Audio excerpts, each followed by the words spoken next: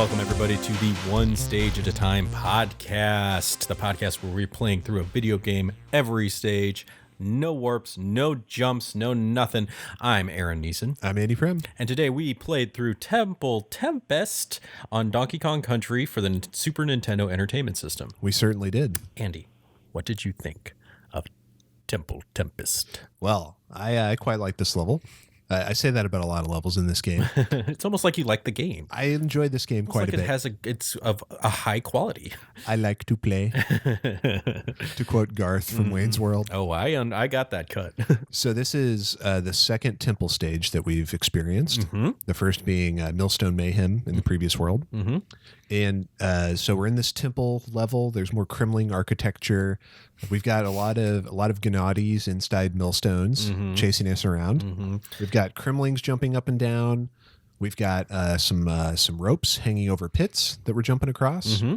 And we also have a brand new friend, a brand new horse. I love horses. In this stage, we get to meet Expresso the Ostrich. Yes, bust him out of his crate. Free him from his prison. Subjugate him immediately. Break him and ride him around. Domesticate him. Okay, sure. Animal husbandry. Yeah. Yeah, that was fun. That was fun to see him. And I did not put him to good use. I didn't. He was wasted on me. So perhaps not the best introduction to Expresso. Well, I mean, it's a great introduction. I mean, for me personally, no, it's not a good introduction. It was a wasted opportunity. How would you describe how Expresso handles? He's wild. Like, he is fast and can jump high and can fly, and I'm not going to say he's difficult to control because the controls are tight. He's no Winky the Frog. Who is, though? Right. Winky is the best horse. We've discussed this ad nauseum. We don't need to revisit it. In the Great Males Family Schism, we're definitely on Steve's side on this. Yeah. Greg, you're wrong. I'm sorry, but you're wrong. Oh, dang. At us. But like his controls are tight. He feels like he slides around a little bit when he's running, but not too much that he's not, still under your control. Yeah, he comes to a stop pretty quick. Yeah, and you can, he turns well, and he's a good horse. He's fast and he jumps high, and you can fly across these huge chasms using him because he basically gives you a double jump. Yeah. Well, yeah, he can jump pretty high. Fly is a strong word. He can kind of glide. Yeah, okay. If you mash the button, he'll sort of glide in the air. Mm-hmm. But it gives you a lot of distance on your jumping. Yeah, he flaps his wings and he stays aloft. I'm going to call that flying. He's kind of like a risk reward thing. Mm-hmm. Like, he can go very fast and cross great distances, but he has no defensive abilities whatsoever. Yeah, he can't jump. Can he jump on zingers? No, he can't. Nothing. He can't jump on any enemies. Oh, really? Yeah. I didn't notice that. Probably because I lost him so quickly. Well, in fact, Cranky has a possible quote about Expresso when you visit his cabin, and he says of Expresso, "I heard that Expresso the Ostrich can't jump on baddies. I guess his legs are too thin." Okay. So there you have it, folks. Cranky says Expresso's legs are too thin. Everybody knows that ostrich legs are notoriously weak. Incredibly weak. They just break like toothpicks. I like that he has shoes on. Yeah. It's important to have good protective footwear. He's the only animal companion so far that actually has clothing. Yeah, that's a good point. Ramby's naked. Yeah. OnGuard's naked. Winky's naked. Winky's naked. Yeah, that's a good point. Wonder why. He's cool.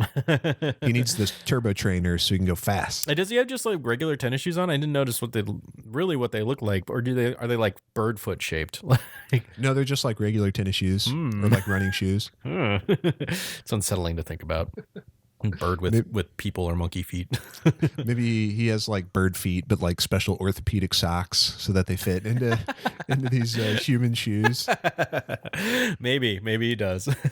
He ordered them from the same catalog where DK got his tie from. Diddy got his baseball cap. This is the apocalypse, right? So Candy got her bathing suit. Just like human articles of clothing keep washing up on DK aisle. They just got to pick the bones out. Remnants of the before times. Well, so Expresso controls terribly. He goes really fast. The flapping is difficult. He can actually walk over short enemies, like claptraps. He can walk right over them. Really? Yeah, because his legs are so long. And the naughties? I think so, because his Really? hitbox is on like the center of his body. So it's designed so that he can walk over certain enemies with his really long legs. But it's a little finicky. If they're on a slope and you're going up, you might run into them anyway. Yeah. So it's not. It makes sense. It's a risky proposition. That makes sense. You walk into a hill, you're going to up there. Yeah. Now, here's an interesting fact about Expresso that I bet most people don't know. When Diddy is riding Expresso, Expresso goes faster. Of course he does. Of course he does. Diddy's just a god character. I'm pretty sure it's not the case with other animal companions. I haven't tested it thoroughly, but I was testing Expresso earlier today, and I'm pretty certain that he goes faster when Diddy's can. So this isn't confirmed. This is your own personal experiment that you did. This is my personal experimentation. Okay. But you're confident. I'm pretty confident. Okay. Yeah. I don't have third-party confirmation yet. But Is it? Can we recreate it? That's the question. We can, yes. Okay, we'll have to do that. We'll do it off screen. Okay. Because we'll be seeing Expresso again soon. And if you look down, you might be seeing him right now falling into a pit because I lost him. Very possible. Yeah. But he comes back in this world? Yeah. Cool. We'll see him very soon. Like very soon. Oh, it makes me think that maybe it's in the next level, perhaps. I'll never tell. Take that to your grave. Yeah, so I guess it's because Diddy's lighter. Sure. DK's like what does he canonically weigh? Like 900 pounds? Something like that, like 800. Yeah.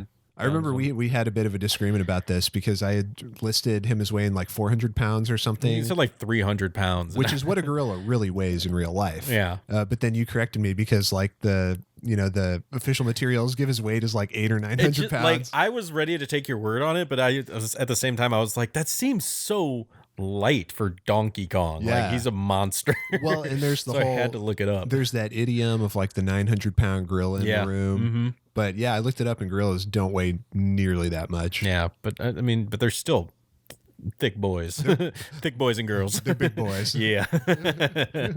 But now that I know that they weigh around 300, 400 pounds, I'm pretty sure I could take one. You could fight a gorilla? Yeah, I could fight a gorilla. Yeah, I bet he could. Like a Donkey Kong? No, probably not. But a regular, real life gorilla?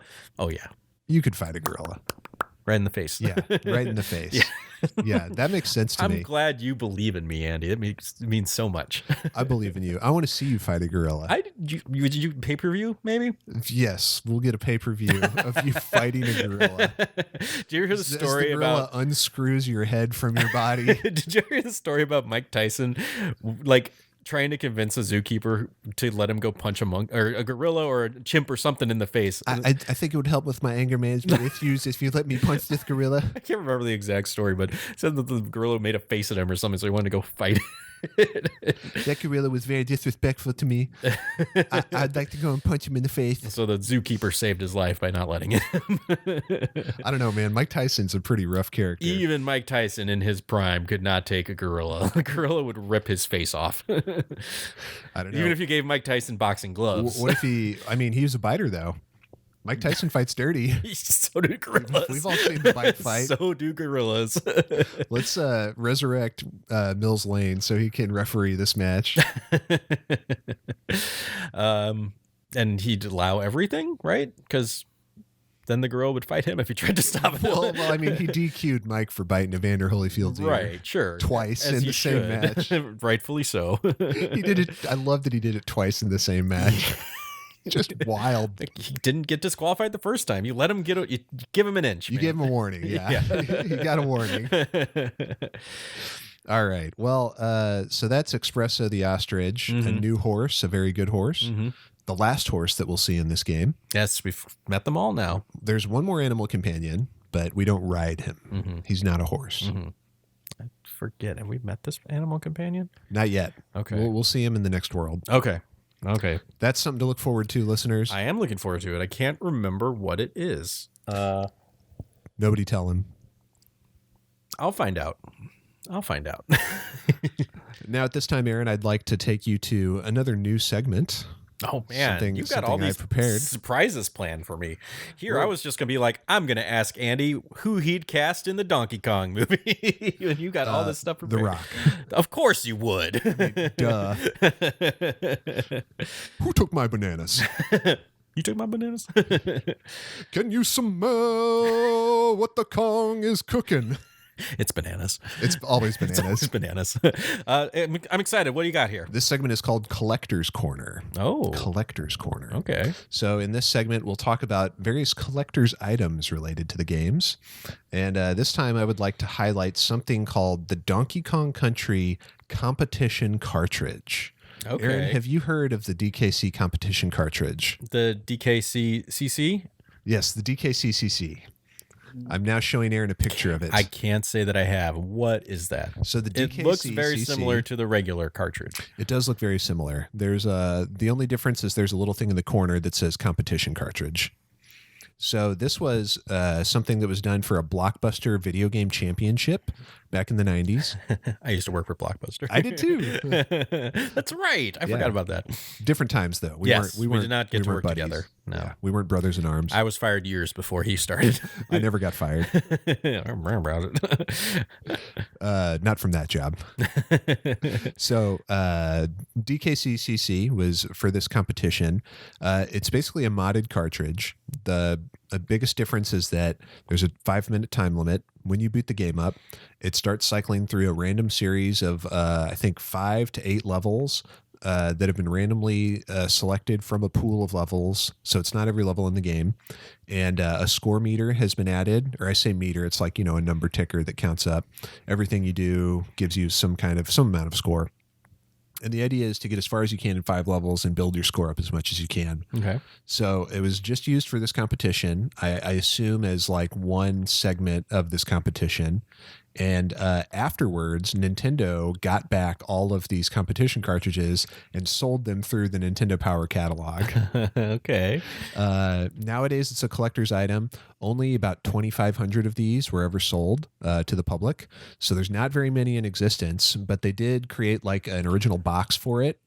That's actually like a real like plastic box, not like the cardboard stuff that they sold games to us back then. Is it like a Blockbuster like clamshell sort of situation? It's kind of like a clamshell thing. It has like it's not just like slapped together. It has like text on the back, that describes what it is. A little Donkey and Diddy giving a high five to each other. Yeah.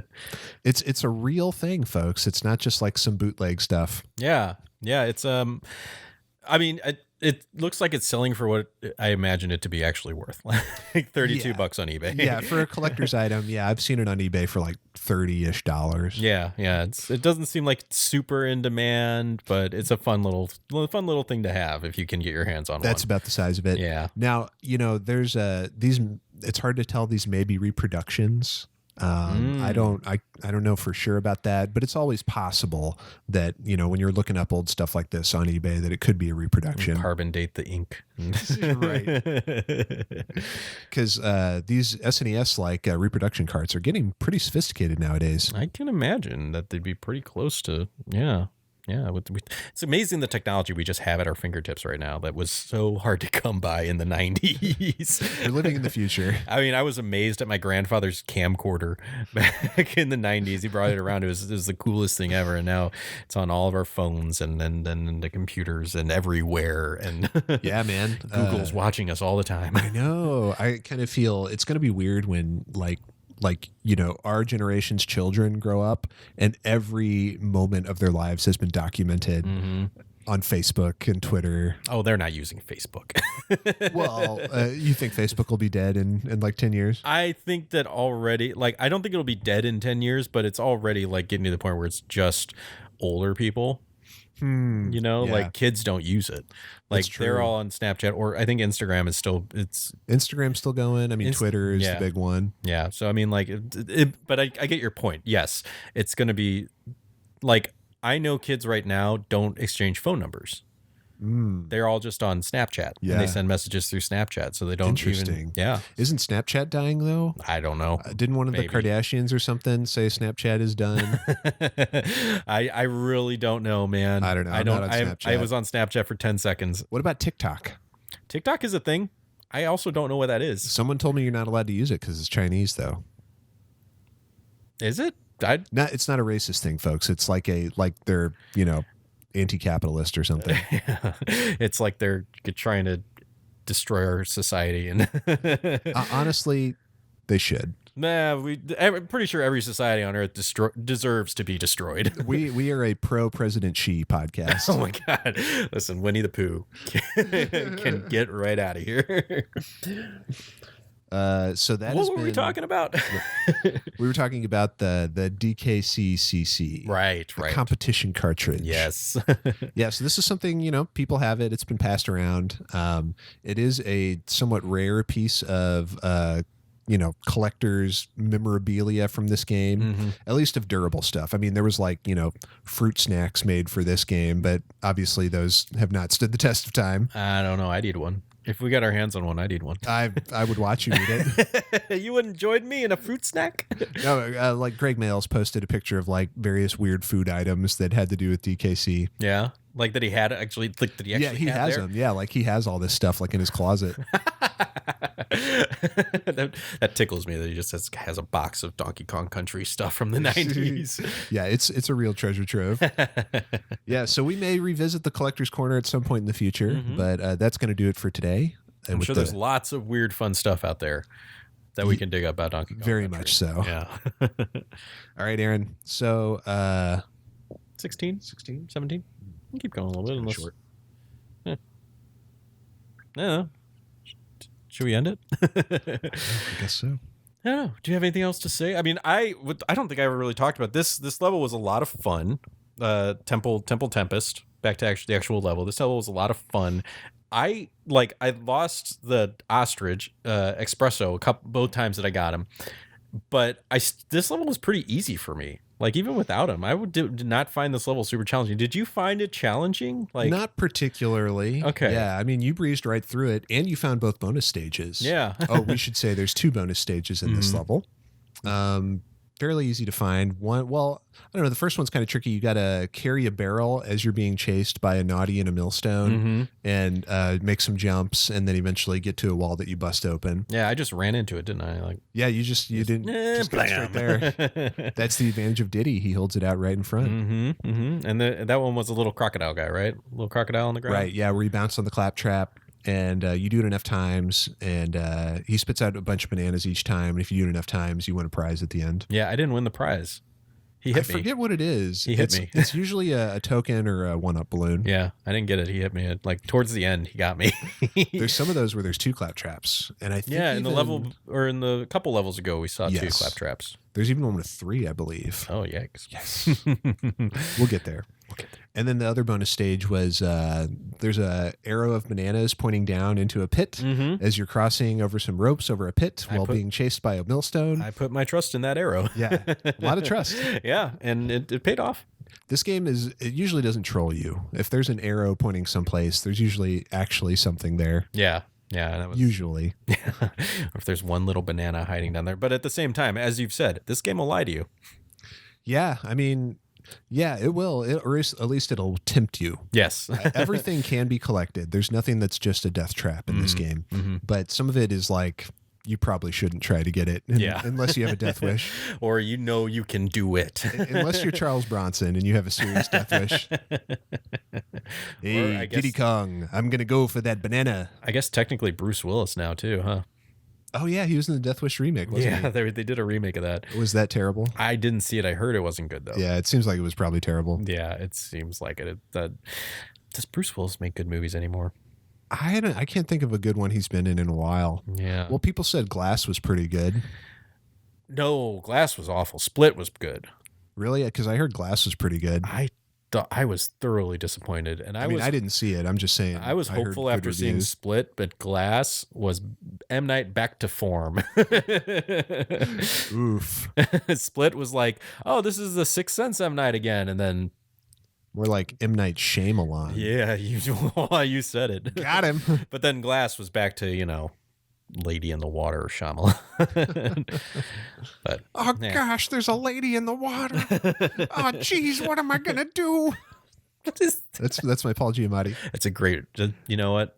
I hear it now. Thanks. But anyways, I really like Temple Tempest. Are we seeing more of the Temple tile set later? Oh, yes. Good. I believe there are 1 or 2 more of these. I know. I always like new stuff, but the Temple tile set is one that I really enjoy. Actually, now that I think about it, this may be the last one. Oh, okay. Yeah, I'm running through it in my head now, and I'm pretty sure this actually is the last temple level. You raised me up here. I'm glad you said something because I had totally not even thought about it. But that's also okay because, like I said, I like new stuff all the time. Yeah, there's a variety. Yeah. There's tile sets we haven't even seen yet. Yeah. Well, that's kind of a bummer. So long to the temples. Bye, temples. I always like temple levels in games. Yeah, they're fun. They're always like a good challenge, and there's an element of mystery to them. Like Crash Bandicoot, that had great temple levels. What other games had good temple levels? Oh God, there's. I mean, Mario often has a temple of some kind. I was just gonna say Mario. I love the Sonic. Is it Sonic and Knuckles? Where you go, it's Sandopolis, and then you're inside that temple. Act 2 is the temple. That's a great level with the ghosts. I mean, I don't know. It's okay. I find the ghosts nerve-wracking. I'm good at Sonic, so it hasn't been a big challenge for me in a long time, so it doesn't make me that nervous. But dude, I'm not bragging. I'm just saying, like, that's probably why I enjoy it, and I understand not. Yeah. Those timed elements where you have to find a switch, otherwise everything's on fire. Right. Always kind of.